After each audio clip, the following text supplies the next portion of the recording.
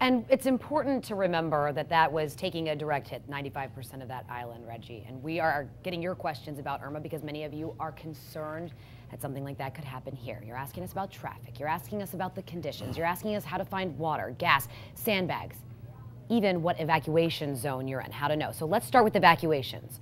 Right now, orders are in place in Manatee and Pinellas counties. You need to take this seriously. Manatee County has a voluntary evacuation that starts at 7 tomorrow morning. If you live in a mobile home, this means you. It also applies to all of you who live in evacuation level A. The mandatory evacuation affecting most people is in Pinellas County. That starts at 6 o'clock tomorrow morning.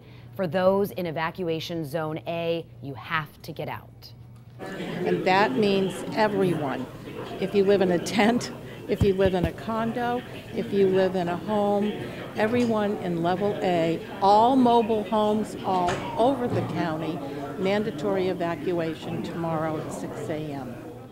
Now, we went to emergency management and got answers to two questions that many of you have asked us all day today. First, why a mandatory evacuation and not a voluntary evacuation? Second, could the evacuation order be lifted if the forecast shifted over the next few days? At least in Pinellas County, we really haven't got into the whole voluntary recommended. We just tell people, hey, it's time to go. We're going to tell you to go. The weather can change tomorrow, and then things are scaled back if necessary. But the way we've budgeted, and looked at the time and looked at our plans, we can either scale up or scale back down.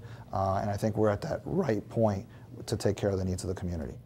Now, evacuation starts at 6 a.m. and runs through Sunday morning. Shelters open at noon. Now, when we checked with the EOC, they told us they're still putting together a full list of which schools will be opened as shelters. There is a partial list already put together. We have that right now on the 10 News app and also at WTSB.com.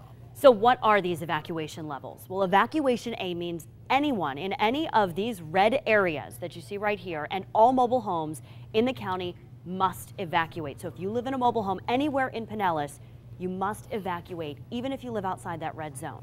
So only the red zone areas and mobile homes are being evacuated right now.